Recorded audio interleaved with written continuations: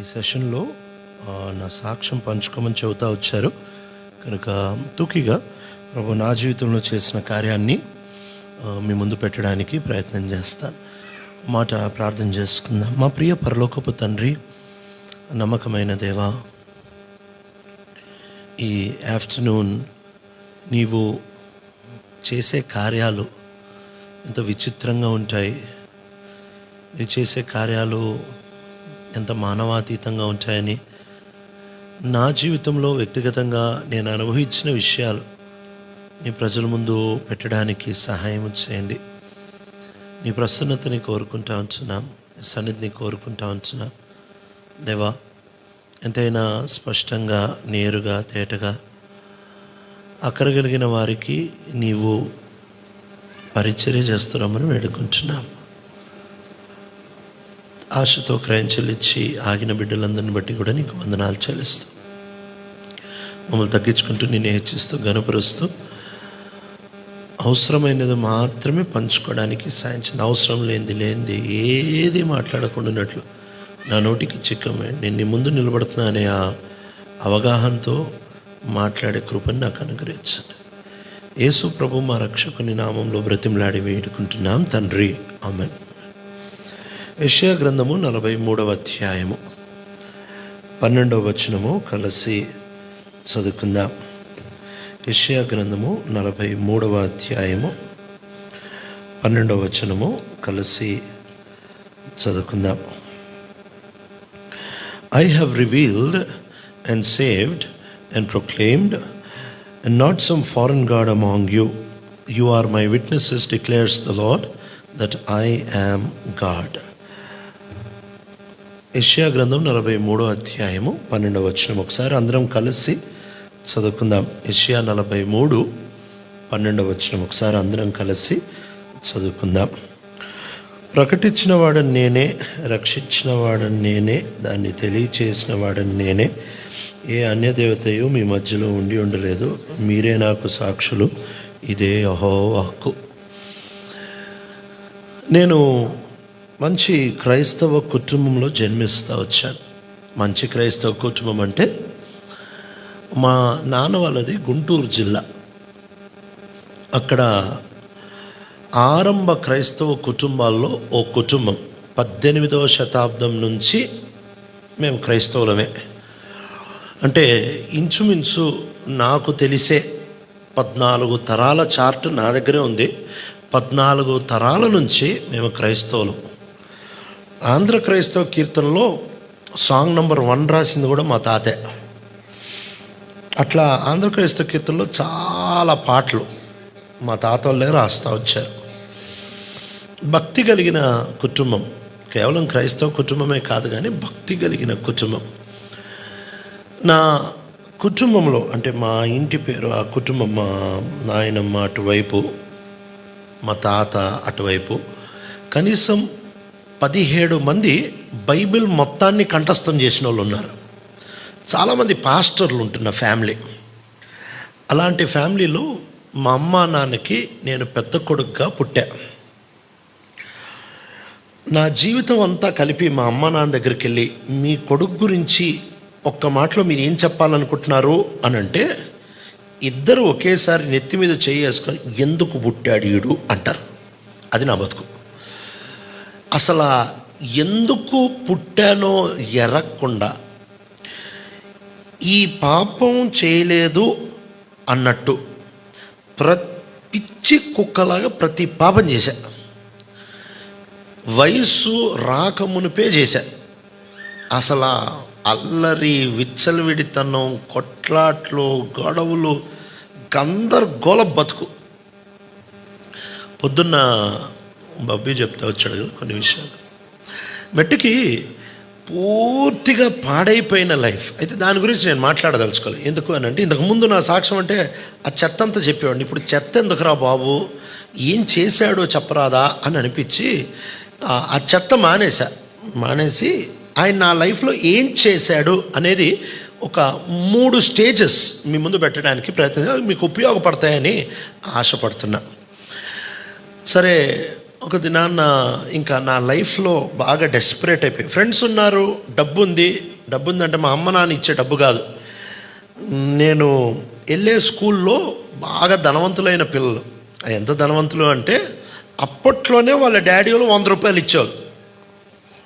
వాళ్ళ డాడీ వాళ్ళు 100 రూపాయలు ఇస్తే వాళ్ళు వచ్చి తీసుకొని తినేసి ఇంకో 10 రూపాయలు 20 రూపాయలు చిల్లర ఉంటే క్యాంటీన్ వండి పెట్టుకో అనేవాళ్ళు. ఇది నా ఫ్రెండ్స్ స్టోరీ. నా స్టోరీ ఏంటి తెలుసా? మా ఇంట్లో మా అమ్మ ప్రశస్తంగా 10 రూపాయల నోటు తెస్తుంది, తీసి ఇది తీసుకో 3 రోజులు పండగ చేసుకో అంటుంది. ఆ తర్వాత అంత్య ఆశీర్వాదం ఏమంటుంది తెలుసా? చిల్లర తీసుకురా. నా కొల్లు మండేది కదా. ఆడు 10 రూపాయలు ఆడికి టిప్ ఇస్తుంటే నువ్వు నాకు 10 రూపాయలు ఇచ్చి 3 రోజులు పండగ చేసుకొని మళ్ళీ చిల్లర తీసుకురమంటావా? అసలు నాకు దేవుడు అనేవాడు ఉంటే దొరికితే సంపేద్దాం అనిపించింది. ఎందుకంటే ఇలాంటి ఫ్యామిలీలో ఎందుకు పుట్టించావు? ఇదేం టార్చర్ ఫ్యామిలీ. మా డాడీ డబ్బులు సంపాదించలేక కాదు, మొత్తం ఆంధ్ర అంటే అప్పుడు ఉమ్మడి రాష్ట్రం కదా, ఉమ్మడి రాష్ట్రంలో ఫారెస్ట్ ఏరియా ట్రైబల్స్కి ఏ ఎన్జిఓ ఆర్గనైజేషన్ అన్నా కానీ కాక ఆడు ట్రైబల్ ఏరియాలో పనిచేయాలంటే మా డాడీ సంతకం పెట్టాలంతే. జాయింట్ డైరెక్టర్గా ఉండేవాళ్ళు. మా డాడీ సంతకం పెడితేనే ఎన్జిఓ ఆర్గనైజేషన్ ట్రైబల్ ఏరియాలో పనిచేయగలదు, లేకపోతే ఆడు చేయలేడు అంతే. వాళ్ళు బ్యాగ్లో డబ్బులు తీయడం నేను చూసా. బ్యాగ్లో డబ్బులు తెస్తే మా డాడీ మర్యాద గెట్టొచ్చో అట్టే గెట్ అవుట్, లేదంటే కంప్లైంట్ ఇస్తా అన్నాడు. అదేంటి సార్ మీరు వెళ్తావా లేదా? రూపాయి తీసుకునేవాళ్ళు కాదు. నేను ఒకరోజు ఉండబట్టుకోలేక మా మమ్మీ దగ్గరికి వెళ్ళి, మమ్మీ డాడీకి వద్దంటే వద్దు కానీ ఆ బ్యాగ్లో 2 కట్టలు నా మొఖాన్ని బారెత్తాను, బతికెత్తా కదా. అప్పుడు మా అమ్మ చిన్నోడిని, మా అమ్మ నన్ను కూర్చోబెట్టి 73వ కీర్తన చదివిచ్చింది. అప్పుడు నాకేం అర్థం కాలే, చదివిచ్చింది. దాంట్లో నిశ్చయంగా వాళ్ళు కాలు జారు స్థలంలో ఉన్నారు అని చెప్పింది. మనకేమర్థం అవుద్ది? కాలు జారు స్థలం అంటే అర్థం కాలే. ఇక ఎప్పుడు తిట్టుకునేవాడిని, ఏంది మా అమ్మ ఏంది మా నాన్న ఈ పిచ్చ కాకపోతే ఈ భక్తి అనుకుంటా. అది కూడా ఎంత భక్తి తెలుసా? పొద్దున్నే 2:30కి లేస్తుంది మా అమ్మ. పొద్దున్నే 2:30కి గొడ్ల గోబే. పొద్దున్న 2:30కి లేచి 2:30 నుంచి 3:30 వరకు నా కోసం ప్రేయర్ చేసింది. అందుకే నా బతుకు తెల్లారింది అనుకుంటా, ఆయన కృపే. కానీ చాలామంది నాతో, అన్నా నా కొడుకు కొరకు ప్రార్థన చేయి, అక్కలు చెప్తా ఉంటారు, అన్నా నా కొడుకు కొరకు ప్రార్థన చేయ. నా అస్సలు మాట నేను ఎందుకు చేయాలి? అంతే కదా. నీ కొడుకు ఆడికి ఉద్యోగం ఇస్తే నాకు ఇస్తావా? నువ్వే తింటావుగా. ఆడింట్లో నువ్వే ఉంటావుగా. ఆడ బట్టలు నువ్వే ఉతుకుతావు. రేపు పొద్దున వాషింగ్ మిషన్ కొంటే నీ బట్టలు కూడా వేసుకుంటావు. నేను ఎందుకు ప్రార్థన చేయాలి? ఇది బాధ్యత రహితమైన స్థితి. ఏంటి తెలుసా? పాస్టర్ గారి మీద నా కొడుకు కోసం, నీ కొడుకు నేను ఎందుకు చేయాలి? ఏసే చచ్చిపోకమనిపించిన చివరి ఆజ్ఞ ఏంటి తెలుసా? నీ కోసం నీ పిల్లల కోసం నేను చేస్తా అనలే. ఏం చేయమన్నాడు? మీరు ఏడ్చుకొని పోండి, నేను ఎందుకు ఏడవాలి? కొన్ని బాధ్యతలు నువ్వే చేయాలి, కొన్ని బాధ్యతలు పాస్టర్ చేయాలి. నీ బాధ్యతలు నువ్వు సోమరోడుగా నువ్వు బాధ్యత రహితంగా బట్టికి పాస్టర్ మీద వేయొద్దే. మా అమ్మ ప్రార్థన చేసేది పొద్దున్నే 2:30 నుంచి 3 ఈ రోజుకి చేస్తుంది మా అమ్మ నా కోసం. అందుకే ఎలిగా ఎందుకు అని అంటే, లేకపోతే నా బతుకు ఆ చెత్తలో కింద అంటుకొని ఉంటుంది కదా, ఆ కేటగిరీ. మనం ఏడ్స్ ప్రార్థన చేస్తుందో మా అమ్మ. మా డాడీ పొద్దున్నే 4:30కి ఫ్యామిలీ ప్రేయర్ మా ఇంట్లో, పొద్దున్నే 4:30కి. ఆ టైం చాలామంది యవనస్తులు ఇక్కడ కూర్చొని ఉన్నారు కదా, గత 10 సంవత్సరాల్లో ఆ టైం మీరు ఎప్పుడు చూసుండరు. కోమాలో ఉండే టైం అది. అలాంటిది ఆ టైం నేను చిన్న పిల్లోడి నుంచి 4:30కి లేపుతారు. ఎంత టార్చర్ అయ్యి ఉండాలి నాకు, మీరు అర్థం చేసుకోండి ఒకసారి. తిట్టుకునేవాడిని కదా, ఇది ఏం ఫ్యామిలీ, ఇది ఏం క్రిస్టియను, దరిద్రం కాకపోతే పొద్దున్న లేపుతారు. ఇది మళ్ళీ ఫ్యామిలీ ప్రేయర్ అంటే ఏదో 2 ముచ్చట్లు చెప్పి ముగించక పాట పాడతారు. ఆ పాట పాడితే మా తాతలు కూడా తిట్టుకున్నా. 13 వచనాలు ఎవడన్నా రాస్తాడు? బుద్ధుండేవాడు ఎవడన్నా రాస్తాడు? 13 వచనాలు, 15 వచనాలు, 13 వచనాలు, అది మొత్తం మారుతా అంటారు వీళ్ళు. పాడిన తర్వాత బైబిల్ ఒక అధ్యాయం చదవమంటారు. నేను పాత నిబంధనలో ఎజెకియల్ని, కొత్త నిబంధనలు లోకాన్ని పిచ్చి బూతులు తిట్టుకున్నా. ఎందుకు తెలుసు? ఒక్కొక్కడు ఎంత రాస్తాడు. మనకు ఫేవరెట్ అంటే దావీదు. మనోడు ఒకసారి తగులుకున్నాడంటే హ్యాపీగా 5 నెలలు తిరుగుతాయి. నాకు 150 కీర్తనలు కదా, 5 నెలలు ముచ్చటగా తిరిగిపోతాయి. ఇంతింతే రాశాడు, ఆయన చూసి నేర్చుకుంటారా బాబు అని తిట్టుకున్న ఎజెకియల్ లోకాలు. చిరాకు బైబిల్ అంటే. ఎందుకు? ఈ చదవకపోతే పోబెట్ట మా అమ్మ. ఆ చదువు లేకపోయిన పర్లేదు, ఇది చదవాలంటే అది అంటే ఇంగ్లీష్ బైబిల్ పట్టుకొని చదివే. సరే, శుక్రవారం ఇంకా పెద్ద టార్చర్ ఏంటి తెలుసా? మనకు ముందే ఆకలి ఆగదు. చూస్తేనే అర్థమవుతుంది మీకు. ఆకలి సస్తే ఆగదు. అట్లాంటిది శుక్రవారం మా ఇంట్లో భోజనం చేయదు, ఉండదు.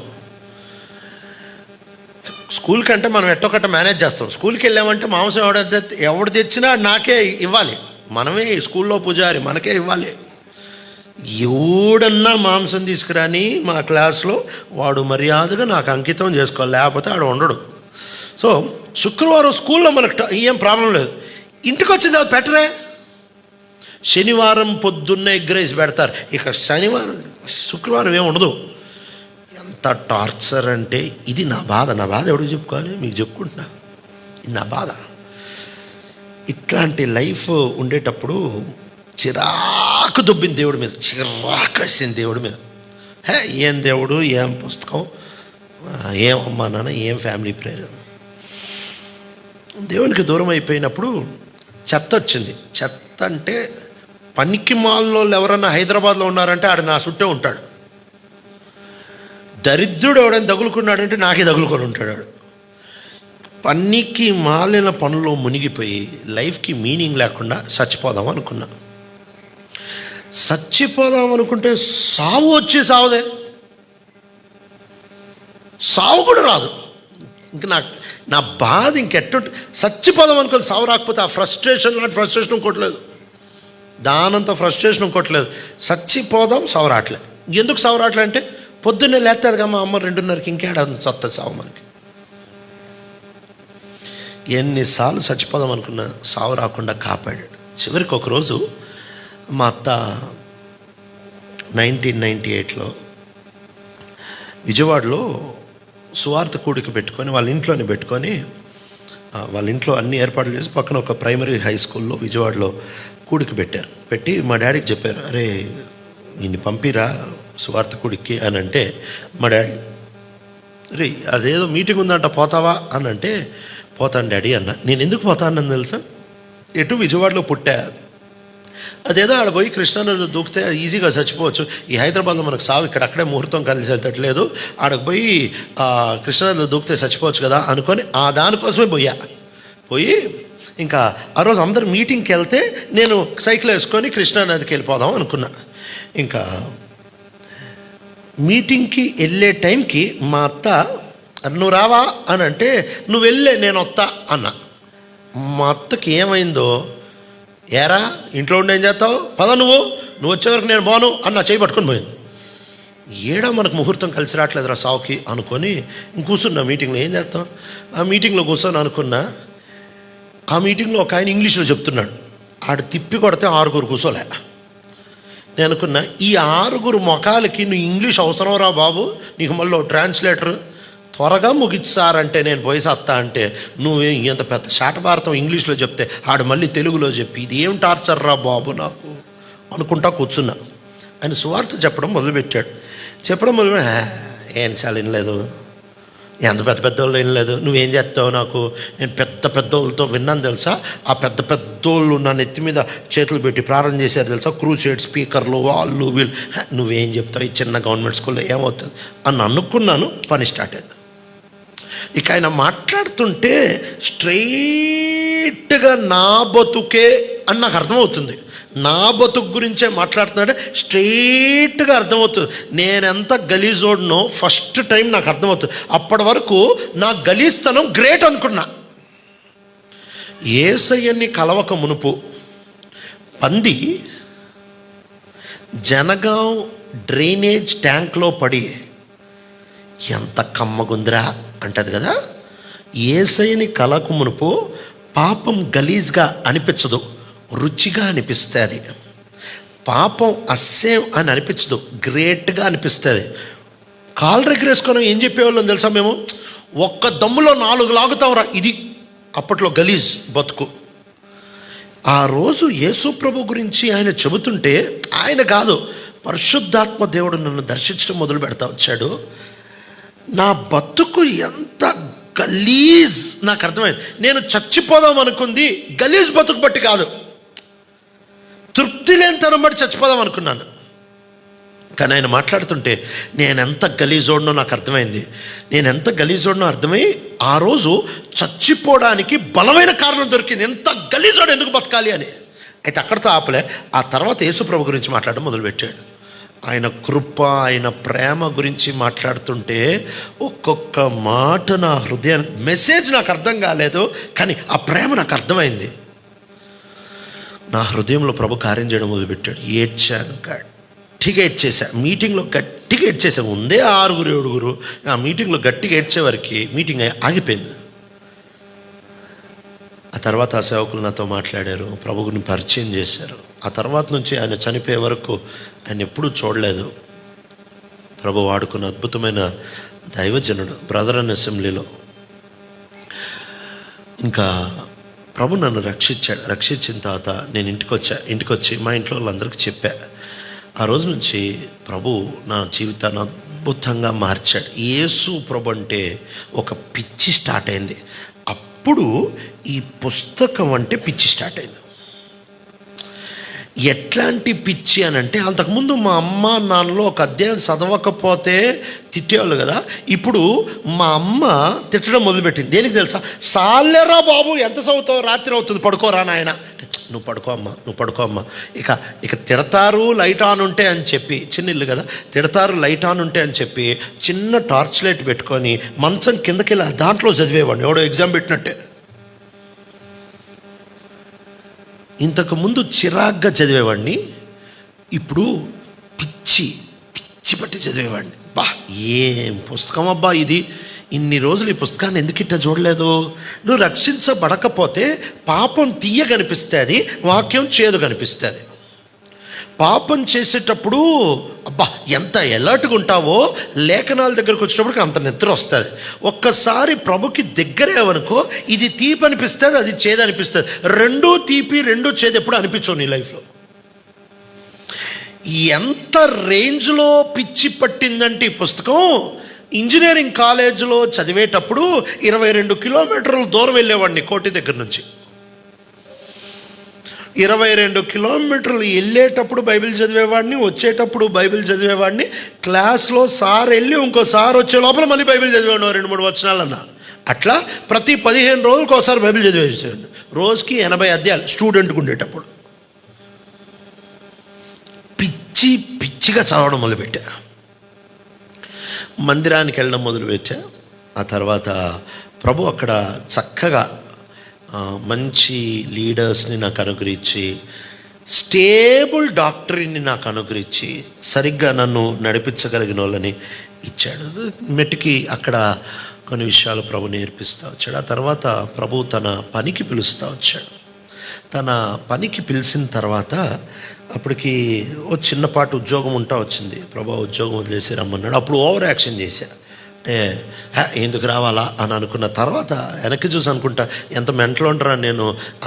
అంత మంచిగా దేవుడు పిలుస్తూ ఉంటే ఆయన పని కోసం, ఈ పనికి మాలిన దానికోసం, ఈ పిచ్చి దానికోసం ఆ దేవుడిని పిలుపుని కాదనుకున్నానే అని చెప్పి ఈరోజు చింతిస్తాను. మెట్టుకి ప్రభు కృపని బట్టి ఆయన తన పని కొరకు పిలుస్తూ వచ్చాడు.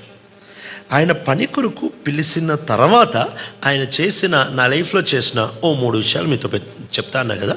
ఫస్ట్ థింగ్, నాకు విజయవంతమైన జీవితం ఎలా నేర్పించాడు.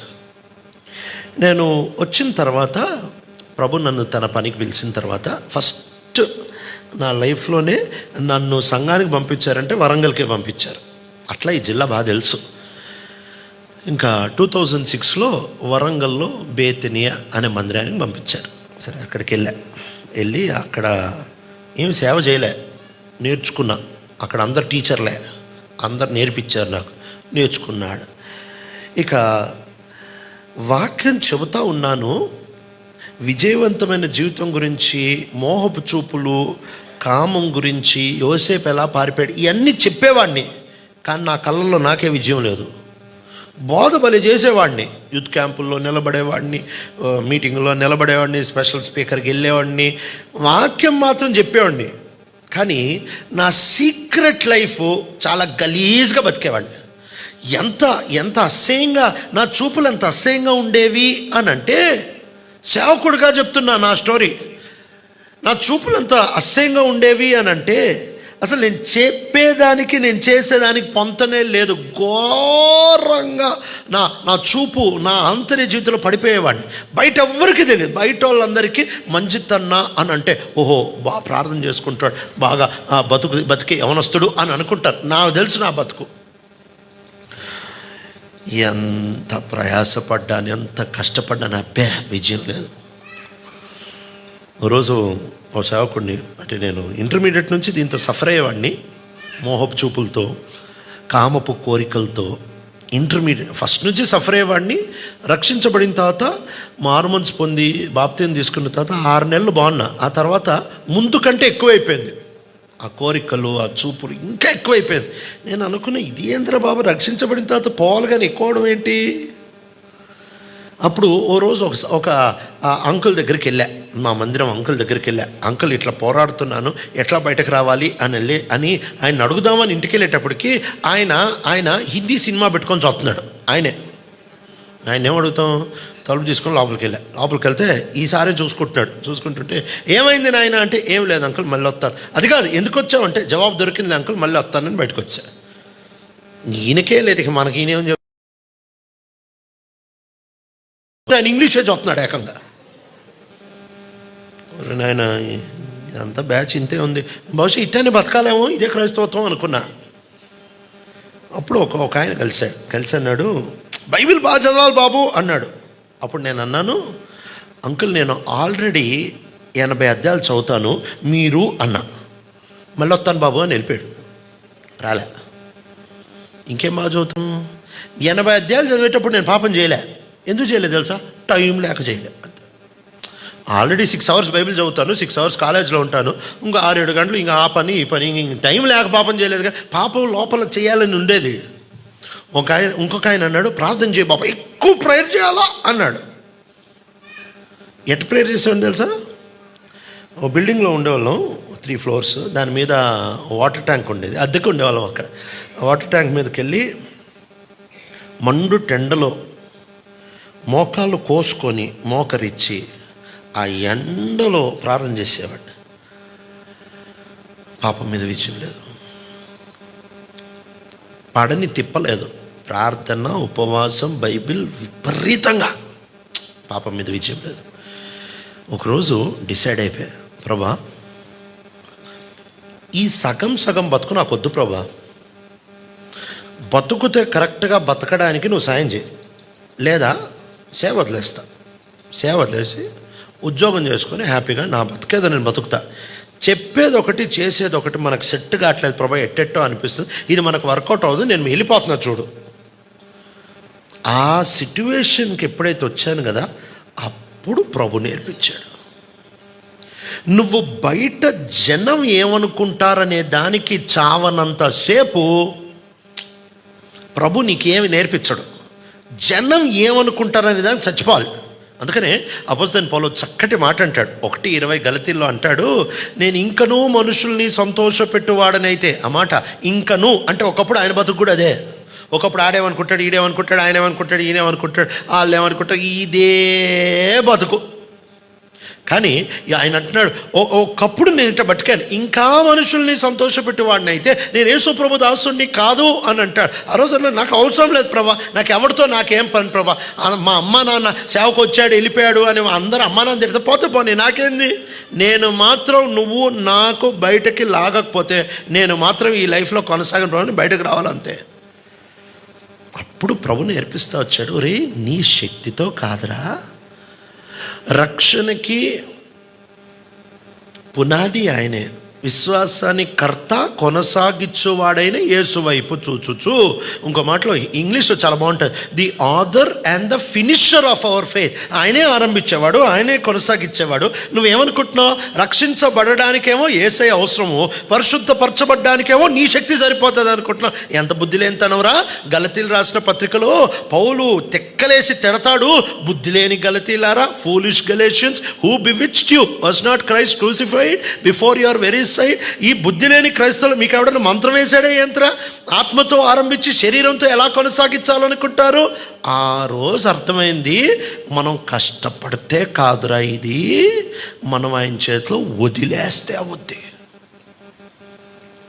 సేవకుడిగా సేవకుడిగా చెయ్యకూడదు, సేవకుడిగా చూడకూడదు. మెసేజ్ మాత్రం భలే చెప్పేవాడిని, హోలీనెస్ మీద, పరిశుద్ధత మీద దుమ్ము లేపేవాడిని. నా ఫేవరెట్ చాప్టరే ఆదికాండం 39, కానీ వచ్చిన తర్వాత మళ్ళీ అదే పని చేశాడు. స్టోరీ బాగా చెప్పేవాడిని. అప్పట్లో అంతా ఇమోషనల్. లాస్ట్లో ఒక మిషనరీ కథ వేస్తే కొంచెం బేస్ పెట్టించుకొని, కొంచెం ఎక్కువ పెట్టించుకొని, ఓ మిషనరీ కథ అలా వేస్తే జనం అని ఏడుస్తూ ఉంటే మనకి ఇక్కడ ఫీల్ పెరుగుతూ ఉంటుంది. ఫీల్ పెరిగి లాస్ట్కి చేతులు ఎత్తమంటే ఓ కుప్పలు ఇమోషన్తో చేతులు ఎత్తించడం చాలా ఈజీ. ఏమో స్టోరీ తీసి మొఖాన్ని గట్టిగా కొడితే అయిపోయి ఎవడన్నీ ఎడుతాడు. ఇది ఇమోషనే, ఏముండదు. ఆ రోజు ప్రభు నాకు నేర్పించాడు, నీ బట్టి కాదు, I am the lord who శాంక్టిఫైస్ you. నిన్ను పరిశుద్ధపరచు యెహోవా నేనే. నేను వారికి ఒక కొత్త హృదయాన్ని ఇస్తాను, నేను వారి స్వభావాన్ని, ఎజెకియేలు గ్రంథం 36 అధ్యాయం 25, 26, 27 వచనాల్లో ఉంటుంది. నేను వారికి ఒక కొత్త హృదయాన్ని ఇస్తాను, కొత్త స్వభావాన్ని ఇస్తాను, నా ఆజ్ఞలను గైకొని వారిగా నేను చేస్తాను అంటున్నాడు. ప్రభు చేసే కార్యమని ఆ రోజు నాకు అర్థమైంది. అప్పటి వరకు నాకు ఏమనిపించిందంటే నేను చేయాలి. ఆ రోజు అర్థమైంది, ప్రభు చేశాడు. సిలువ మీద ప్రాణం పెట్టిన ప్రభు నన్ను పరిశుద్ధంగా బ్రతకడానికి శక్తిని కూడా ఆ ప్రభుయే ఇస్తాడు. ఆయనను మనలను ప్రేమించిన వాని ద్వారా వీటన్నిటిలో అత్యధిక విజయం పొందుతున్నాము. రోమిలకు రాసిన పత్రిక 8వ అధ్యాయంలో చెప్తున్నాడు కదా. ఆ రోజు నుంచి యేసయ్య, నువ్వు నన్ను రక్షించావు, నువ్వు నన్ను కొన్నావు, నేను నా సొత్తు కాదు, ఇంకా నాది అంటూ ఏమీ లేదు, నేను నీకు సంబంధించినోడిని, నువ్వు నాకు విజయం. పరిశుద్ధాత్మ దేవుడు లోపల ఉండి చిన్న విషయాలలో మాట్లాడినప్పుడు విధేయత చూపిస్తే, ఈ చిన్నదే కదా అని అంటే ఆయన పనిచేయడు. పరిశుద్ధాత్మ దేవుడు ఎప్పుడైతే మన హృదయాలలో ఉండి ఆయన చిన్న విషయాలు కూడా నేర్పిస్తూ ఉంటాడో, ఒక వచనాన్ని చదవంగానికి దానికి విధేయత చూపించడానికి నేర్పిస్తూ ఉంటాడు, అప్పుడే విజయవంతమైన జీవితం వస్తుంది. కేర్లెస్గా ఉంటూ పరిశుద్ధాత్మ దేవుడు చెప్పేది ఒకటి, నువ్వు చేసేది ఒకటి, ఈ చిన్న పాపానికి ఏమవుతుంది, దానికి ఏమవుతుంది, ఇలాంటి బ్రతుకులు ఎన్నడూ విజయం పొందవు. బయటకి యాక్షన్ మాత్రం భలే చేయొచ్చు, పాటలు భలే పాడవచ్చు. ఎన్ని బ్యాండ్లు చూడలేదండి నేను, ఎన్ని బ్యాండ్లు భలే పాడతారు, జనాన్ని మైకు పట్టుకొని ఊగి పాడతారు. ఆడు గెంతుతూ ఉంటే ఆడి ప్యాంట్లో ఏమైనా తేలుదూరిందా అనిపిస్తుంది, అటు ఎగురుతూ ఉంటాడు. ఆడు జనమంతా ఒక వైబ్లోనికి వస్తారు, బయటకు వెళ్ళంగానే దమ్ము కొడతాడు. టాలెంట్, ప్రదర్శన, బోధ, ఇదంతా పెద్ద స్టోరీ. జీవితం బాగోకుండా కూడా ఇవి చేయొచ్చు. నేను చేశా, ఆ స్టోరీ చెప్తున్నాగా, నేనే చేశా. దుమ్ము సువార్త చేసేవాడిని. అయితే ప్రభు తన కృపని బట్టి ఆ పాఠాన్ని నాకు నేర్పించాడు. నీ బట్టి కాదు, I am the lord who makes you Holi.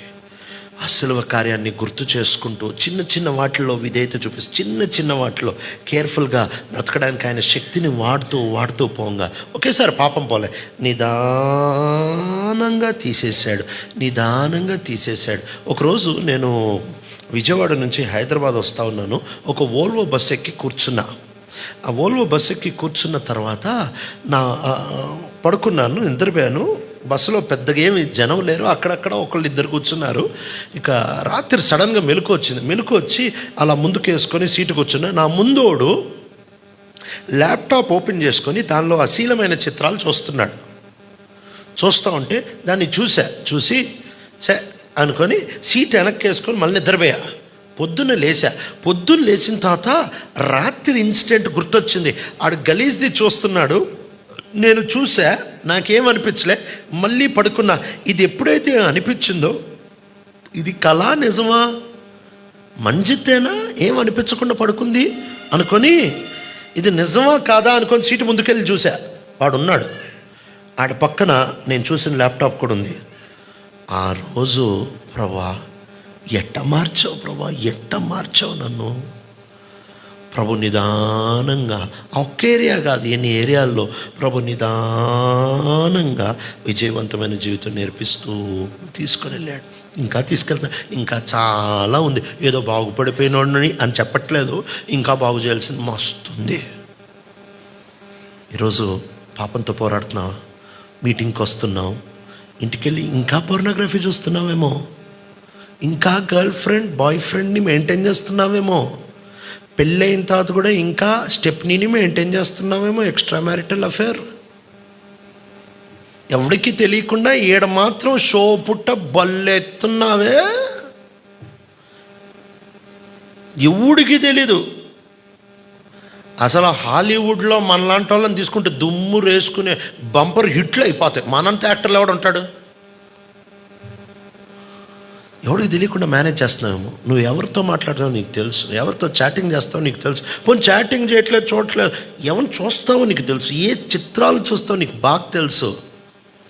ఇక్కడ ప్రభు దీంట్లో నుంచి నేను బయటకు తీసుకుని రావడానికి ఇష్టపడుతున్నాడు. నీ వల్ల ఏం కాదు, నువ్వు ఎంత కష్టపడినా బయటకు రాలేవు. ఆయన అంటాడు, నువ్వెంత కష్టపడినా, ఎట్లయితే నువ్వు రక్షించుకోలేవో, నువ్వెంత కష్టపడినా, నువ్వు కష్టపడిన దాన్ని బట్టి బయటకు రావు. కష్టపడాలి, పడొద్దని చెప్పట్లేదు, కానీ నువ్వు కష్టపడినందుకు బయటకు రావు. ఆయన మీద ఆధారపడు, పూర్తిగా ఆయన మీద వదులుకో. జనం ఏమనుకుంటారని దానికి చచ్చిపో ఫస్ట్. ఆయన అడుగు, ప్రభా నా వల్ల కాదు, అన్నీ అడుగు. ఆ తర్వాత నాకు ఒకటి అర్థమైంది బైబిల్లో. ఏంటి తెలుసా? దేవుడు ఒక ఆజ్ఞ బైబిల్లో ఎందుకు రాస్తాడు అని అంటే, నువ్వు చేసి గ్రేట్ అవ్వడానికి కాదు, నువ్వు చేయలేవు అని చూపించడానికే రాస్తాడు. కొండ మీద ప్రసంగంలో వ్యభిచారం చేస్తున్న వాళ్ళు వచ్చి కూర్చున్నారేమో. వ్యభిచారం చేస్తున్న వాళ్ళు, నరహత్య చేసిన వాళ్ళు కూర్చొని ఉంటారు. కూర్చొని ఉంటే వాళ్ళతో ఏమంటున్నాడు తెలుసా? నరహత్య చేయవద్దని మీరు విన్నారు కదా, మీకు తెలుసు కదా, అయితే నేను మీతో చెప్పినది ఏమనగా కోపపడొద్దు. వ్యభిచారం చేసిన వాళ్ళతో ఏమంటున్నాడంటే, వ్యభిచరించొద్దని మీరు విన్నారు కదా, అయితే నేను మీతో చెప్పినదేమనగా, ఒక స్త్రీని మోహపు చూపుతో చూచువాడు ఆమెతో ఇప్పటికే వ్యభిచారం చేశాడు. ఇది అయినప్పుడు మనకు అర్థమయ్యే భాషలో చెప్పనా, ఓ పిల్లోడు ఉన్నాడండి, 3 కిలోల చక్కెర ప్యాకెట్ ఉంది, అది తీసుకురమ్మంది అమ్మ. ఆడు తీసుకొచ్చాడు, ఇంకా మొయ్యలేక ఆడ పెట్టుకొని కూర్చొని ఉన్నాడు. 3 కిలోలు యాడ్ నుంచి ఎత్తేది నా వల్ల కాదు అనుకొని కూర్చొని ఉంటే దారిలో నాలంటోడు పోతా వచ్చాడు. ఏరా కూర్చున్నావు అంటే, అంకుల్ ఈ 3 కిలోలు ఎత్తలేకపోతున్నాను అంకుల్, అందుకే కూర్చున్నాను అని అంటే, నీకు పని ఎత్తాను చెత్తవరా అంటే, చెప్పండి అంకుల్ అన్నాడు. ఏం పనిరా అంటే, 100 కిలోల బస్తా పెట్టి ఇది ఎత్తరా నాయనా అంటే, ఆడేమంటాడు, పైనుంచి కింద వరకు చూసి, నీకేమన్నా లూజా లోపల, 3 కిలోలే ఎత్తలేక ఆడ పెట్టుకొని కూర్చొని ఉంటే 100 కిలోలు ఎత్తమంటావేంటి? ఏసే చెప్పిన బోధ అదే. వ్యభిచారం ఆగినోడితో మోహం ఆపుకోమంటున్నాడు, నరహత్య ఆపుకోలేనోడితో కోపం ఆపుకోమంటున్నాడు. ఎందుకంటున్నాడు? నువ్వు చెయ్యి పెద్ద గ్రేట్ అయిపో, పుడింగ్ అయిపో, పెద్ద కండలు చూపించుకో, కాదు. ఆయన ఎందుకంటున్నాడు తెలుసా? నువ్వు చేయలేవని చూపించడానికి ఆజ్ఞ ఇస్తున్నాడు. బైబిల్లో మనకు ఆజ్ఞలు ఎందుకు ఇచ్చారు తెలుసా? నువ్వు చేయలేవని చూపించడానికి ఇచ్చారు. రెండోది ఎందుకు ఇచ్చాడు తెలుసా? ఆయన మనకి హెల్ప్ చేస్తాను అని చెప్పడానికి ఇచ్చాడు. మా డాడీ కనుక, నేను చిన్నపిల్లోడిని అనుకో, మా డాడీ కనుక అరే 100 రూపాయలు చక్కెర తీసుకురా అన్నాడు అనుకో, 100 ఇవ్వు డాడీ అంట. 1000 రూపాయలు సరుకు తీసుకురా అన్నాడు అనుకో, 1000 రూపాయలు ఇవ్వు డాడీ అంట. 1,00,000 రూపాయలు సరుకు తీసుకురా, 1,00,000 ఇవ్వు డాడీ అంట. అంతే కదా. ఈ పుస్తకంలో ఆయన ఆజ్ఞలు ఎందుకు ఇచ్చాడు తెలుసా? ప్రతి ఆజ్ఞకి నువ్వు ఆయన దగ్గర ఆధారపడతావని, ఆయన మీద ఆనుకుంటావని. నాకు రాదు ప్రభా సాయం చేయి, అబద్ధం ఆడొద్దు అంటున్నావు, మనకేం ఆగదు సాయం చేయి, మోహపు చూపు చూడొద్దు అంటున్నావు, మనకేం ఆగదు ఆపడానికి సాయం చేయి. ప్రభా అసూయ పడొద్దు, మనకేమో ఒంటి నిండా జలసీ పాజిటివ్ మన బ్లడ్ గ్రూపే, ఇంకా మనకేడ ఆగుద్ది ప్రభా జే పాజిటివ్ గ్రూప్లో సాయం చేయి. దేవుడు ఒక ఆజ్ఞ ఇచ్చాడు అని అంటే నీ వల్ల కాదు అని చెప్తున్నాడు. రెండోది నీకు సహాయం చేస్తా అని చెప్తున్నాడు. ఇది నేర్చుకున్న తర్వాత నా బతుకు భలే మార్చాడు. ఇంకా చాలా ఉంది, ఇంక కొంచెమే మారింది, ఇంకా మస్తుంది, ఇంకా చాలా గలీజోండి నేను. రోజుకింత మార్చుకుంటా తీసుకెళ్తున్నాడు. ఈరోజు నీ లైఫ్ ఆయన చేతిలో పెడతావా? రక్షించిన దేవుడు నీ రక్షణని కొనసాగించేవాడు ఆయనే. అందుకే రోమిల్కి రాసిన పత్రిక 1:17 చెప్తా ఉంటారు, for in the gospel righteousness from God is revealed, righteousness that does not depend on hour actions, for it is return the just shall live by faith. నీతిమంతుడు విశ్వాసం మూలంగా జీవించను. విశ్వాసం మూలంగా రక్షించబడతాం, మంచిదే. అయితే విశ్వాసం మూలంగా జీవిస్తాం కూడా. ప్రతి క్షణం ఆయనను బట్టి జీవిస్తాం, ఆయనని బట్టి జీవిస్తాం. మనలో కార్యం జరిగించేది నీ శక్తి కాదు, నా శక్తి కాదు. రక్షించబడిన తర్వాత మనమేమి ఇండిపెండెంట్గా చేయలే. అసలు పాపం అంటే ఏంటో తెలుసా? దేవునికి ఇండిపెండెంట్గా బతకడమే పాపం. ఆదాము అవ్వల్ని దేవుడు తయారు చేసి, ఒరే ఆ పండు తినొద్దురా అని అన్నాడు. పండు తినొద్దు అని అంటే మరి మంచి చెడ్డలు తెలిసేదట, అది తింటేనే కదా తెలిసేది. మంచి ఏంటో చెడ్డేంటో తెలవాలంటే ఆ పండు తినాలిగా. తినొద్దంటాడేంటి? సార్ నాకు కావాలి సార్, నా తినకుండా ఎట్టుండగలను అని అంటే, నీకు మంచి ఏంటో చెడ్డేంటో తెలుసుకోవాలనుకున్న ప్రతిసారి నా దగ్గరికి రా అన్నాడు దేవుడు. ఇది నచ్చక కొలెస్ట్రాల్ ఎక్కువైపోయి తిన్నాడు. ఆ రోజు నుంచి ఈ రోజు వరకు ఇదే బాధ. ఏంటి తెలుసా? ఆయన దగ్గరికి నేను పోను, నేను ఇండిపెండెంట్గా బతుకుతా. సావు అంతే. ఏం చేస్తాం? పడతా ఉంటాం. అన్నిటికీ ఆయన సరిపోతాడు. Jesus is enough for everything. అన్నిటికీ ఆయన సరిపోతాడు. ఇది నా లైఫ్లో నేను నేర్చుకుంటున్నా, ఇంకా ముందు కూడా నేర్చుకుంటా, ఆయన కృప చూపిస్తే. ఈ మాటకు ఒక చిన్న నా పర్సనల్ నోట్ యాడ్ చేస్తా. ఏంటి తెలుసా? బోధ బాగా చేసినంత మాత్రం నమ్మొద్దు. పెద్ద యాక్టర్లు అందరూ అనట్లే, కొంతమంది ప్రార్థన చేయగానే ఇక ఫోన్పేలు కొట్టొద్దు. వీడు చెప్పింది ఏదో అయిపోగానే వీడేం పెద్ద ప్రవక్త అయిపోదు. ఇంకేమనంటే చాలు తీసుడు కొట్టుడే. చూడు, పరీక్షించు, వాడు బతికెట్టుందో చూడు. ఈరోజు నాకు అర్థంగా అడుగుతాను, కోవిడ్ వచ్చింది పోయింది, ఇంకా ఇంట్లో కూర్చొని లైవ్ చూస్తున్నావంటే నీకెంత కొవ్వెక్కింది? ఎంత బలుపు లేకపోతే ఇంట్లో కూర్చొని చూస్తావు? రోగం దాటిచ్చాడు, అయిపోయింది ఆ కాలం. ఈడ కూర్చొని ఆడికి ఫోన్పే కొట్టాడు. పెచ్చకపోతే నీకోసం పట్టించుకుని ఒకడు ఉంటాడు, నిన్ను మెంటర్ చేసేవాడు ఉంటాడు, నీకోసం ప్రార్థన చేసేవాడు ఉంటాడు. ఈడు ఫోన్పే నువ్వు కొట్టున్నావు కదా, ఆడికి ఫోన్ చేసి నా పేరు నీకు తెలుసా అంటే నువ్వు ఎవడో నాకు తెలియదు, నేను ఇంత ఇచ్చా, మస్తు మంది ఎత్తారయ్యా. దయచేసి ఈ బోధకుల ట్రాప్లో పడొద్దే. ఈ భూమి మీద మోస్ట్ డేంజరస్ జీవి ఎవడో చెప్పనా? పాస్టర్. వాడంత ప్రమాదకరమైన జీవి ఇంకోటి లేడు. అందరి గురించి చెప్పట్లే, దేవునితో సరిగ్గా లేక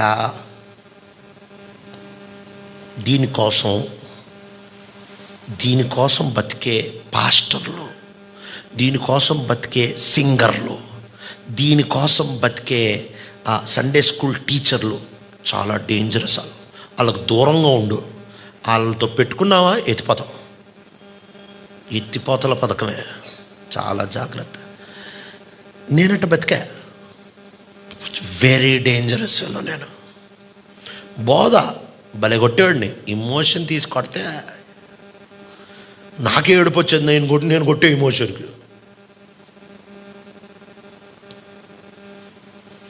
టాలెంట్ బట్టి ఆత్మీయతకి అంచనాలు వేయొద్దు. ఒకడికి బాగా మాట్లాడడం వచ్చు, ఒకడికి రాదు. ఒకడికి బాగా పాడడం వచ్చు, ఒకడికి రాదు. ఒకడికి బాగా వాయిస్తాడు, ఒకడికి రాదు. రానోడు ఇంకా ఆత్మీయుడు కదా. ఆత్మీయతకి తలాంతులు కాదు రుజువు. ఆత్మీయతకి ఎన్ని దేశాలు తిరుగుతాడు అది కాదు. ఆత్మీయతకి ఎంత పెద్ద మీటింగ్లో నిలబడతాడు అది కాదు. ఆత్మీయతకి యేసు ప్రభు ఫలం అంటున్నాడు. ఫలం అంటే ఏంటి తెలుసా? లోపల చూసినప్పుడు వాడి ఇంటర్నల్, వాడి లైఫ్, వాడి భార్యతో ఎట్టుంటాడు, భర్తతో ఎట్టుంటాడు, వాడి ఇంట్లో ఎట్టుంటాడు, పిల్లలతో ఎట్టుంటాడు, ఇంట్లో బతుకు ఎట్టుంటుంది. బయట బతుకు అంత పెద్ద స్టోరీ అండి. ఇది నేను గట్టిగా నమ్ముతా. బయట బతుకు స్టోరీ, ఇంట్లో బతుకే నిజం. ఇంట్లో బతుకు బాగలేనోడిని నమ్మద్దు. ఆడ ఎంత మాయదారి మాటలు చెప్పినా నమ్మొద్దు. ఆడ మసిపూసి మారేడుకాయలు అమ్మేవాడు, ఆడ నమ్మద్దు. ఎందుకు చెప్తున్నానంటే తెలుగు రాష్ట్రాల్లో డబ్బులు ఎక్కువైపోయాయి. అందుకే ఈ పెచ్చమోకాలు పిచ్చగా పుడుతున్నారు ఈ రాష్ట్రంలో. జాగ్రత్త. ఒళ్ళు బరువెక్కి ఉద్యోగాలు చేసుకోవడానికి నడుము ఉంచలేక ఇదేదో ఫ్రీగా దొరుకుతుందిరా అని ఇది పట్టొద్దే. నా రెండోది, నేను పెళ్ళి ఎట్లా చేసుకున్నా. ఎందుకు అని అంటే చాలామంది ఇక్కడ కూర్చొని ఉన్నారు పెళ్ళి కానోళ్ళు, వాళ్ళకు ఉపయోగపడుతుందేమో అని. నేను పెళ్ళి ఎట్లా చేసుకున్నా అని చెప్తా. ముందే చెప్పా కదా మనకి కళ్ళల్లో గలీజోడినని. అప్పుడు పెళ్ళే వద్దురా బాబు, మన లైఫ్ బాగాలేదు కదా, నేను మంచోడిని కాదు కదా.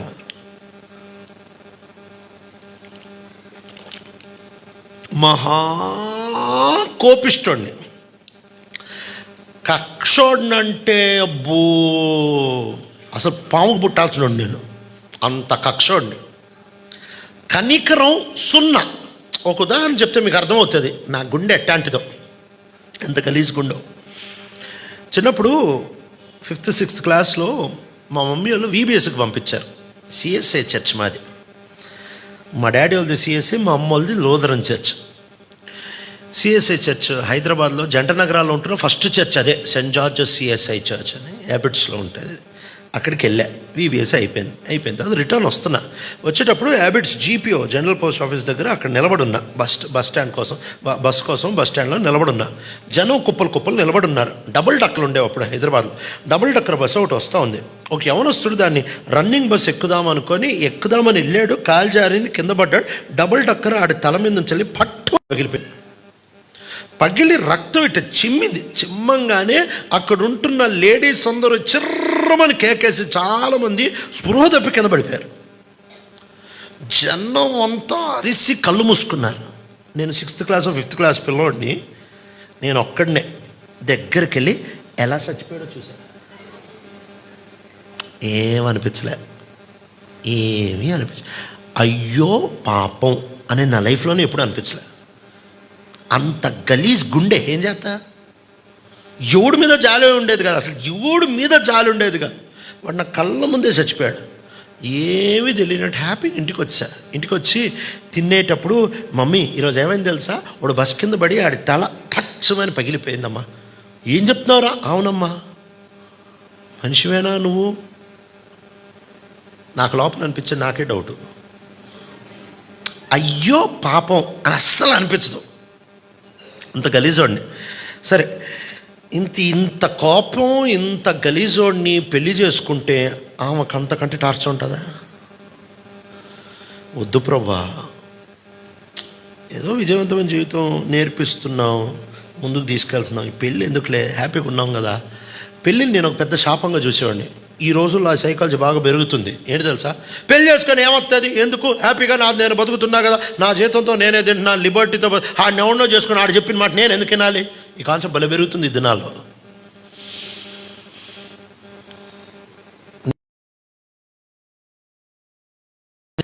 ఆదాయం అంతే, ఇప్పుడు 2 టికెట్లు కొనాలి.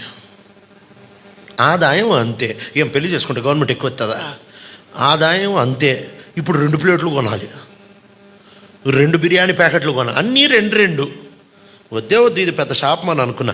బైబిల్ చదువుతా ఉంటే ప్రభా నాతో మాట్లాడు అనుకొని బైబిల్ చదువుతూ ఉంటే ఆదికాండం 1:28 వచనం, దేవుడు వారిని ఆశీర్వదించి అనే పదం నాకు తగిలింది.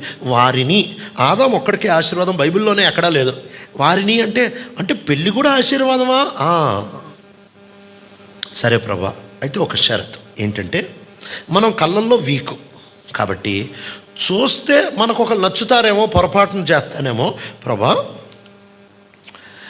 నేను చూసిన వాళ్ళని చేసుకోను, నేను పెళ్ళైన తర్వాత చూస్తా. చూసిన వాళ్ళని చేసుకోను, పెళ్ళైన తర్వాత చూస్తా అని అనుకొని ఇంకా చాలామంది సేవకులు పిలిచేవాళ్ళు, వెళ్ళేవాడిని. వెళ్ళిన తర్వాత వాళ్ళ సేవ, అప్పటికి సేవకుడిని కాబట్టి సేవలో ట్రైనింగ్ ఉండే వాళ్ళని ప్రపోజల్గా చూపించడానికి అనేకి టీచ్ చేసి రాపో అంటే ఆ పాప వచ్చి అన్న ప్రైజ్ లాడ్ తల్లి అన్న టీ ఇవ్వమన్నారు అని టీ తీసుకున్న తర్వాత ఆ పాప వెళ్ళంగానే సేవకుడు పరిగెత్తుకుంటూ వస్తాడు. అన్న ఓ పాప వచ్చిపోయింది కదా. వచ్చిపోయింది. ఆ పాపను చూసావా? చూశాను. అదే ప్రార్థన చేసుకో. ఆ పాప టీ ఇస్తే నేనేందుకు ప్రార్థన చేసుకునేది? ఊరే మెంట్లోడా, నీ పెళ్ళి కోసం ప్రార్థన చేసుకో అంటే నేను చేసుకోను. ఎందుకు అని అంటే, నేను చూసాగా, నేను చూసిన వాళ్ళని చేసుకోనుగా, అందుకే నేను చూసి. నువ్వు అని ముందు చెప్పలే, నువ్వు అడగలేక అందుకే చెప్పలే. అట్టు ఎన్ని ప్రపోజల్ క్యాన్సిల్ అయిపోయావు. చూస్తే చేసుకునేవాడిని కాదు, అసలు ప్రపోజల్గా కూడా ఎంచేవాడిని కాదు. అది నా పర్సనల్ నోట్లో నేను పెట్టుకున్నా, నా పర్సనల్ అవగాహనలో. లాస్ట్కి ఒకరోజు ఒకన్న అంటే నా క్లోజే, తను ఓ రోజు ఫోన్ చేసి ఇదిగో మా మందిరంలో పాప ఉంది, ప్రార్థన చేసుకో అన్నాడు. నీ మందిరంలో పాప ఉంటే నేను ప్రార్థన చేసుకోవడం ఏంటి అంటే, మెంటలోడా నీ పెళ్ళి కోసం అని అంటే, నేను ఆయన అడిగిన ఫస్ట్ ప్రశ్న, నేను ఎప్పుడైనా చూసానా అని అన్న. లేదు, చూడలేదు. గ్యారంటీగా చూడలేదా? గ్యారంటీగా చూడలేదు. సరే, ప్రార్థన చేసుకున్నా. బిలీవరా కనుక్కున్నా. నువ్వు కనుక్కోవాల్సింది ఇంతే, బిలీవరా కాదా కనుక్కో. పక్కా బిలీవరా కాదా? నీకు తెలిసిన వాళ్ళతో దగ్గరగా మాట్లాడగలిగిన వాళ్ళతో కనుక్కో. ఎందుకు అని అంటే, ఒకటి బాగా గుర్తుపెట్టుకో, పండిత పుత్ర పరమ సొంఠ.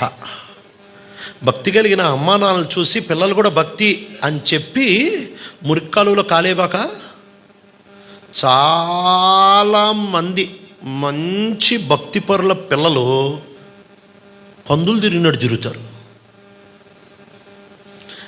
అమ్మ నాన్న పేరుని బట్టి పిల్లల్ని ఎప్పుడూ చేసుకోబాకు. ఈ మాట ఈరోజన్నా వినాలి, చేసుకున్న తర్వాత అన్నా కరెక్టే చెప్పాడు కదా అన్నా, అప్పటికి లేట్ అయిపోద్ది. అమ్మ నాన్న పేరుని బట్టి పిల్లల్ని చేసుకోవద్దు. అట్టాంటోడికి దీపావళి, దసరా, హోలీ, రంజాన్, క్రిస్మస్ అన్నీ కలిసి చేసుకుంటాడు. ఇది ఫస్ట్ నేర్చుకో. ఆ వ్యక్తి ప్రభుని నమ్మి ప్రభుని ప్రేమించగలిగి ఉండాలి, ప్రభు కొరకు పోగొట్టుకునే వ్యక్తి అయి ఉండాలి. సరే, అదొకటి కనుక్కున్నా. ఖచ్చితంగా విశ్వాస, కడాఖండితంగా రిస్క్ తీసుకుంటుందా? ప్రభు కొరకు రిస్క్ తీసుకుంటుంది. ఏదేమైనా రిస్క్ నిలబడుతుందా? నిలబడుతుంది. ఇంతేనండి, ఇంకేం కనుక్కోలేదు. అయిపోయింది. నేను సరే అన్నాను, వాళ్ళు సరే అన్నారు. కార్డులు ప్రింట్ అయిపోయాయి. కార్డులు నా ఫ్రెండ్స్కి పంచుతూ ఉంటే మా ఫ్రెండ్స్ అడిగారు, ఒరే ఎట్టుంటుందిరా? తెలీదు. ఏం చదువుకుంది? తెలీదు. ఏ కులం? అది అవుట్ ఆఫ్ సిలబస్ క్వశ్చన్, అసలు అడగకూడదు. కట్నం అట్లాంటివి అసలు మా నోట కూడా రాకూడదు. ఎంతమంది అన్నదమ్ములు? వాళ్ళ పేరే తెలియదు అంట. అమ్మ అన్నదమ్ములు నాకేం తెలుస్తుంది మొహం. అత్తామావే ఆ పిల్లదే నాకు తెలియదు అంటే అత్తమావ నాకేం తెలుస్తుంది. నా ఫ్రెండ్స్ అందరూ అడిగిన ప్రశ్న ఏంటి తెలుసా? చేసుకునేది నువ్వేనా? నేనే చేసుకుంటున్నా. నా పెళ్ళి చూడడానికి వచ్చారు. ఈడెవడరా పేరు ఫుల్గా తెలియదంట, ఏం చదువుకుని తెలియదుంట, ఎట్టుంటుంది తెలియదంట, ఈ పిల్లల ఫ్యామిలీ తెలియదు, ఏమి తెలియదు. ఈడు చేసుకుంటా, ఈడు మెంట్లా ఏంటి? చూడడానికి వచ్చారు నా ఫ్రెండ్స్. అట్టే పెళ్లి చేసుకున్నా. ఏం తెలీదు. చేతిలో చెయ్యి వేసాము, ప్రమాణం చేసాం. ప్రమాణం చేసిన తర్వాత సంతకాలు పెట్టేశా. సంతకాలు పెట్టిన తర్వాత అప్పుడు ఆ సంతకంతో పాటు ఫోటో దిగమంటారు కదా, ఇట పట్టుకునేటప్పుడు కొంచెం అటు జరుగు అని అనేటప్పుడు ఫస్ట్ టైం చూసాము. పెళ్ళి అయిపోయిన తర్వాత చూసా. ఆ తర్వాత ఇంటికి వచ్చేటప్పుడు అడిగా, నీ ఏజ్ ఎంత అంటే, నాకంటే 4 years చిన్న. ఏం చదువుకున్నావు? నేను ఇన్ఫర్మేషన్ టెక్నాలజీలో ఇంజనీరింగ్ చేసి, తను కెమికల్ ఇంజనీర్. తెలుగేనా అంటే తెలుగే మాది. మా డాడీ ఒకే ఒక కండిషన్ ఏంటంటే, ఎవరు నన్ను చేసుకోరా, రాయలసీమ వాళ్ళని చేసుకోవద్దు. ఎందుకంటే మాకు కొంచెం అక్కడ ఆ కనెక్షన్లు బాగలేక రాయలసీమ మీద పెద్ద కోపం. రాయలసీమ వాళ్ళు అంటే పడదు. ఈ తెలంగాణ కాబట్టి చెప్తున్నా, ఆ ఊరిలో చెప్పలే. రాయలసీమ అంటే అస్సలు పడదు మా డాడీకి. రక్తం అదే. ఇంకా ఏ ప్రపోజల్ ఇంట్లో చెప్పినా రాయలసీమనా అని అడుగుతాడు మా డాడీ ఫస్ట్. ఈ ప్రపోజల్ గురించి కూడా అడిగితే లేదో హుబ్లీ అంట అని అన్న. పెళ్ళి అయిపోయింది. ఇంటికి వచ్చిన తర్వాత తల్లి మీది ఏ ఊరు తల్లి అని అడిగాడు మా డాడీ. అడిగితే నాది కడప మామయ్య అంది. నా వంక చూసి రాయలసీమ. పెళ్ళి అయిపోయి ఏం చేస్తావు?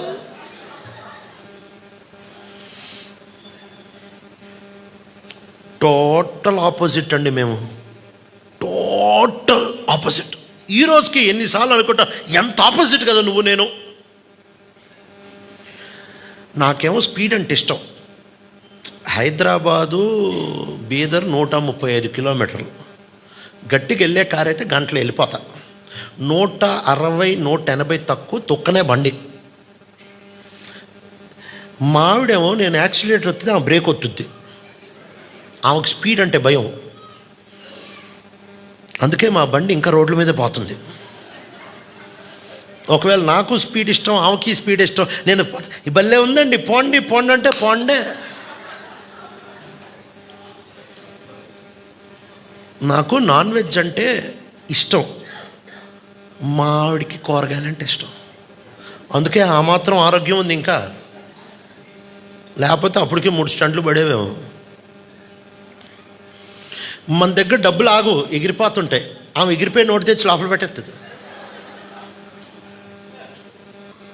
నా లైఫ్కి కరెక్ట్, నేను తిరుగుబోతుని, ఆమె చక్కగా ఇంట్లో ఉంటుంది. నేను నిలబడ్డానంటే ఆమె నా కోసం మోకాలు ఎత్తుంది. నా లైఫ్కి కరెక్ట్. ఈరోజు నేను వెనక్కి తిరిగి గుండె మీద చేసుకొని చెప్పగలను, 9 బిలియన్ మందిలో 4.5 బిలియన్ ఆడోళ్ళని నా ముందు పెట్టి కరెక్ట్గా ఎత్తుక్కో అని చెప్పి కరెక్ట్గా నేను ఎత్తుక్కుంటే ఈమెను ఎత్తుక్కునే ఉన్నాను. నా లైఫ్కి కరెక్ట్. ఎందుకు కరెక్ట్ తెలుసా? ఏదో సెట్ అయిందని కాదు, యేసయ్య కోసం ఇది పోగొట్టుకుందామంటే సరే అందే తప్ప ఎందుకు అని గత 13 సంవత్సరాల్లో ఒక్కసారి కూడా అనలే.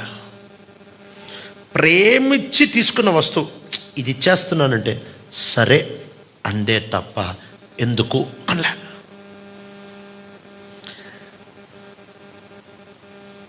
అట్లా ఇద్దరిని ప్రభు చక్కగా సమకూర్చాడు.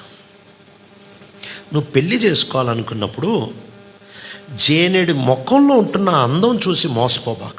సామెతలు మొత్తం తల బాదుకొని ఒక మాటలో చెప్పరా నాయన అంటే లాస్ట్లో ఈ మాట రాశాడు, అందం మోసకరం, సౌందర్యం వ్యర్థం.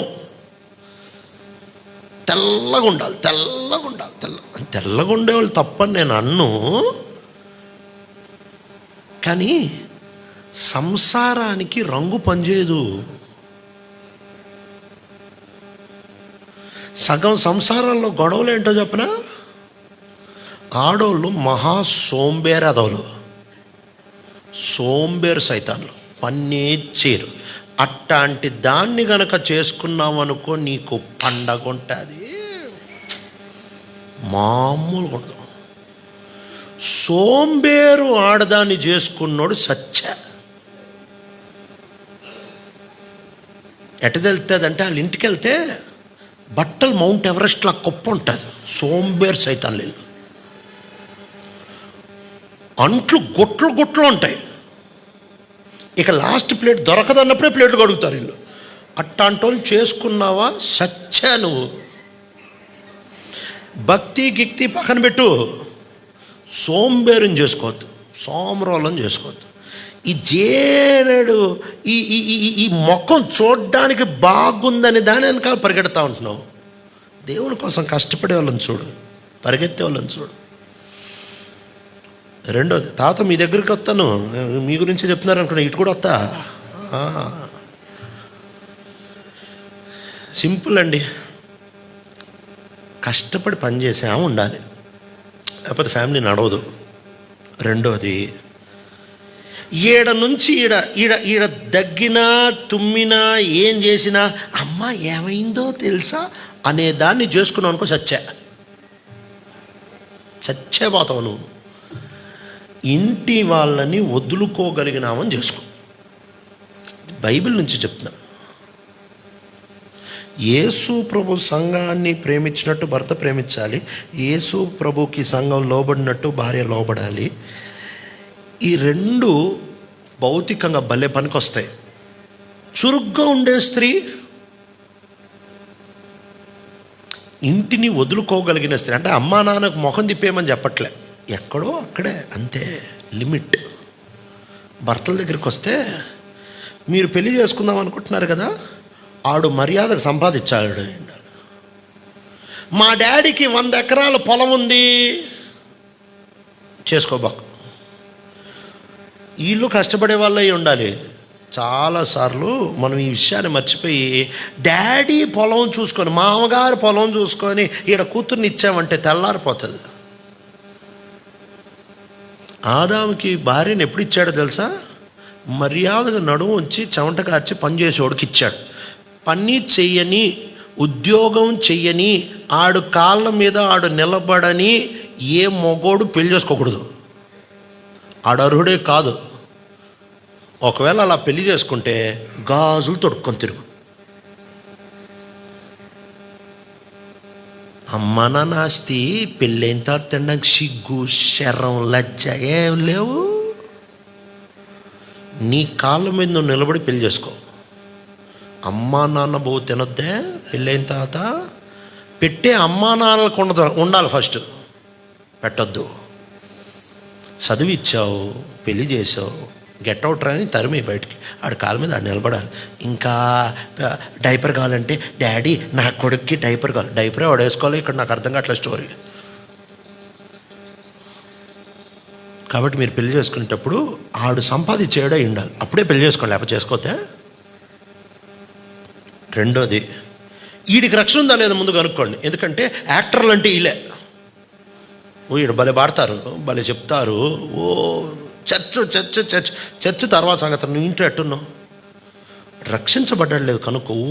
ఊరికే బయట మినిస్ట్రీ చూసి మోసపోద్దా? బతుకు ఎట్లా ఉంది చూడండి. చాలా ఇంపార్టెంట్ అండి. నా లైఫ్లో ఈ విషయం మాత్రం ఖచ్చితంగా కనుక్కున్నా. రక్షించబడిందా? పక్కా. దేవుని కోసం పోగొట్టుకోవడానికి రెడీయా? పక్కా. అంతే చేసుకున్నా.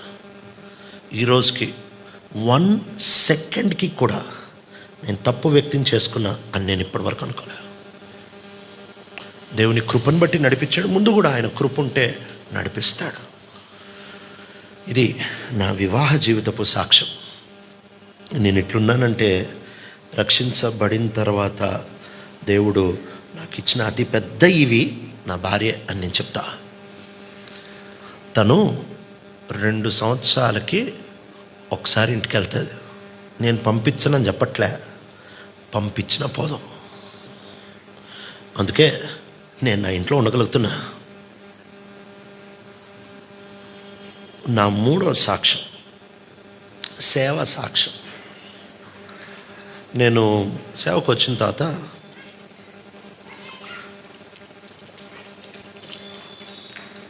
ఈడ సంపాదించాలని ఇదేదో నాలోంచి వచ్చింది కాదు, కానీ అమ్మ నాన్న వాళ్ళు నేర్పించారు.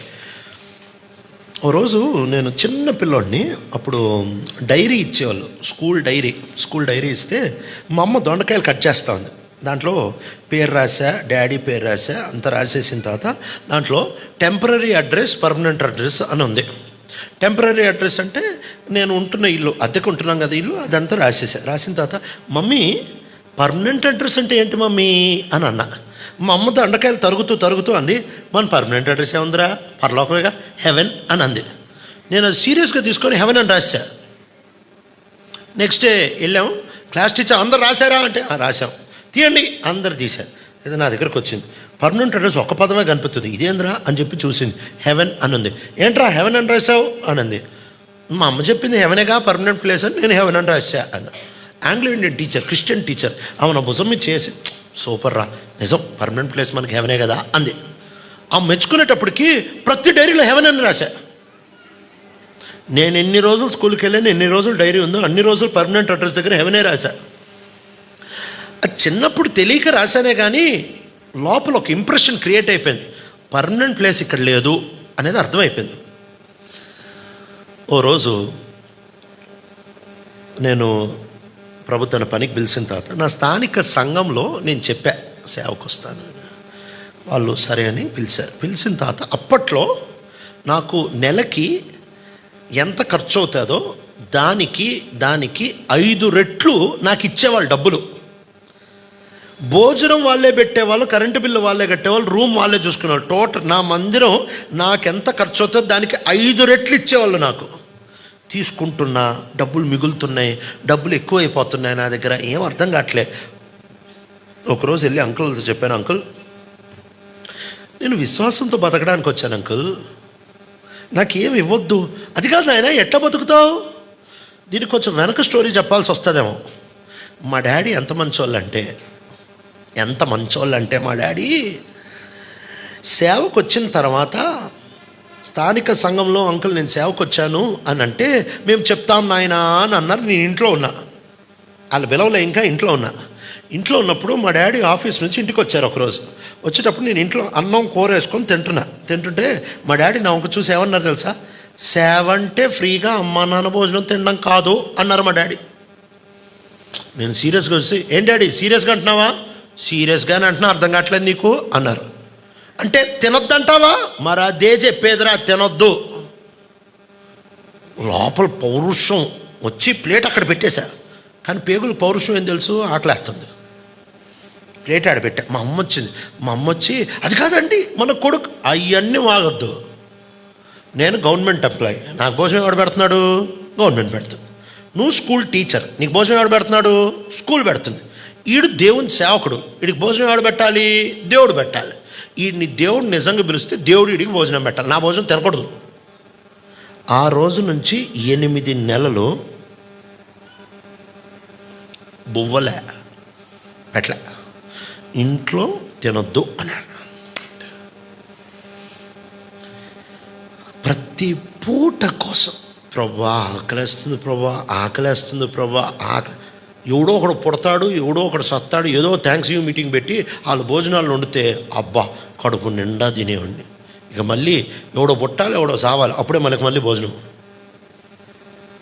చర్చిలో ఫంక్షన్ ఉంటేనే భోజనం, లేకపోతే పోలేదు.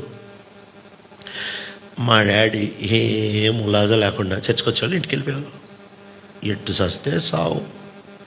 అట్టా భోజనానికి కూడా ఆకలేస్తే నువ్వే ఇవ్వాలా అని అర్థం చేయించాడు మా డాడీ. మహానుభావులు. ఇక వచ్చిన తర్వాత అంకుల్ వాళ్ళతో చెప్పి, నాకు వద్దు అంకుల్, నాకు డబ్బులు ఇవ్వద్దు అంకుల్. ఎట్ట బతుకుతావు? నాకు తెలియదు అంకుల్. పిలిచాడు, ఆయన పోషించుకుంటాడు. సరే తర్వాత సంఘానికి వెళ్ళాను. సంఘానికి వెళ్ళిన తర్వాత బీదర్ వెళ్ళిన తర్వాత ఒకరోజు స్ట్రైట్కి మాట్లాడేసాడు దేవుడు, సంఘం నుంచి ఏం తీసుకోబాకు, సంఘం నుంచి ఏం తీసుకోబాక, ఏం తీసుకోబాక. సరే అని చెప్పి మా స్థానిక సంఘంతో చెప్పా, నేను సంఘంలో మెతుకు తినను, సంఘం ఇచ్చే నీళ్లు తాగను, సంఘం నుంచి జీతం తీసుకోను. ఇట్లా అందరు బతకాలని నా స్టోరీ నేను చెప్పుకుంటున్నా అంతే. ఎట్లా బతుకుతారు నాకు కూడా తెలియదు.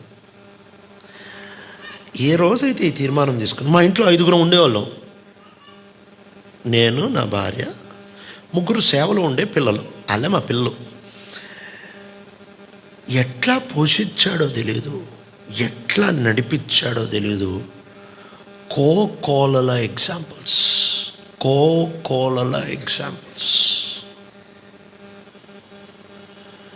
ప్రతిరోజు ఎట్టా పోషించాడో తెలీదు. సరే అదంతా అయిపోయింది. ఒక ఇండిపెండెంట్ చర్చ్ స్టార్ట్ చేసాం. స్టార్ట్ చేసినప్పుడు బాగా వస్తారు ఎంప్లాయీస్ అందరూ, ఆల్మోస్ట్ మా మందిరం నిండా ఎంప్లాయీసే, మంచి జీతాలు, కానుకలు బాగానే వేస్తారు. అందరూ అనుకున్నారు ఇంకేం మంచితన్న చర్చ్, ఇంకేముంది, మొత్తం డబ్బులు ఆయనకే. ఆ చర్చ్ స్టార్ట్ చేసేటప్పుడు మళ్ళీ అదే మాట, ఏమి తీసుకోబాక, కానుక పెట్టి తీసి ఇంకో 2-3 చేతిలో పెట్టేసి, మీరు కౌంట్ చేసుకోండి, మీరు ఖర్చు పెట్టుకోండి, రూపాయి తీసుకోను, నా ఇంటద్దె నేనే కట్టుకుంటా, నా నీళ్ళు నేనే తాగుతా, మందిరం ఏం తిన్నా. ఎట్ట బతుకుతావు? ఇన్ని సంవత్సరాలు బతికించిన దేవుడు ముందు కూడా బతికిస్తాడు. ఇది రైటా తప్ప, ఇది చెయ్యాలి చేయకూడదు, ఇవేమి నేను మాట్లాడలేదు. నా స్టోరీ నేను చెప్తున్నా అంతే. ఇది మళ్ళీ చెప్తున్నా, అందరూ ఇట్లా బతకాలని ఏం లేదు. నా స్టోరీ నేను చెప్తున్నా. ఎంత నమ్మకస్తుడుగా దేవుడు నడిపించాడు, ఈ రోజుకి ఎంత నమ్మకస్తుడుగా నడిపించాడంటే. మళ్ళీ అనుకున్నారే ఈ స్టోరీలు చెప్పి మేమేమైనా కిందకు వచ్చిందా కానుక ఇవ్వాలని ఎక్స్పెక్ట్ చేస్తాడు. నీ డబ్బులు నాకు వద్దు. ఇది ప్రమోషన్కి చెప్పట్లే, ఆయన అంత నమ్మకస్తుడు. ఎందుకు చెప్తున్నా తెలుసా? బహుశా నిన్ను కూడా పిలుస్తున్నాడు, భయంతో రావట్లేదేమో నువ్వు. రేపు పొద్దున్న ఎలా పోషిస్తాడు, భోజనం ఏంటి, నా ఫ్యూచర్ ఏంటి? ఫ్యూచర్ ఆయన చూసుకోలేడా? 7 సముద్రాలని కుడిసిట్లో మోసే దేవుడు, జేనెడుతో ఆకాశాన్ని కొలిసే దేవుడు, త్రాసులో పర్వతాలు తూచే దేవుడు నీ చిన్న 6 అడుగుల జీవితాన్ని చూసుకోలేడా? ఖండితంగా చూసుకోగలడు. ఈ రూపాయి వెనకాల పరిగెడతానే ఉంటాడు, ఆయన చూసుకుంటాడు అని కూర్చున్నాడు. వద్దన్నా నీకు కావాల్సింది, నువ్వు ఆశించింది కాదు. పదాలు చాలా జాగ్రత్తగా వినా. నీకు కావాల్సింది, నీకు అవసరమైనది ఖచ్చితంగా దోకా లేకుండా నీకు ఇస్తాడు. ఇవ్వలేదా కృపిస్తాడు, అంతేగా. డబ్బు వెనకాల పరిగెత్తబాకు, దానంతా వేస్ట్ బతుకుంకోట్లేదు. ఎంత కావాలో అంత, ఎంతో అంత, నీ వరకు నువ్వు. ఏసే వస్తున్నాడు, వెళ్ళిపోతున్నావు అనే అవగాహనతో బతుకుతే లైఫ్ ఎంత ఎగ్జైటింగ్గా ఉంటుంది తెలుసా. దేవుడు ఈ చిన్న సాక్ష్యాన్ని దీవించుగాక. ప్రార్థన చేసుకుందాం. ప్రియ తండ్రి, ఎంత నమ్మకమైన వాడవే, ఎంత నమ్మకమైన వాడవే. నీ నమ్మకత్వాన్ని వర్ణించలేము. ఎంత నమ్మకమైన వాడవే. చేరొచ్చిన మా జీవితాల్లో పాపంపై విజయం ఇవ్వడానికి నువ్వు సరిపోతావు, వివాహ జీవితాలకి నువ్వు సరిపోతావు, ఆర్థిక జీవితాలకు కూడా నువ్వు సరిపోతావు.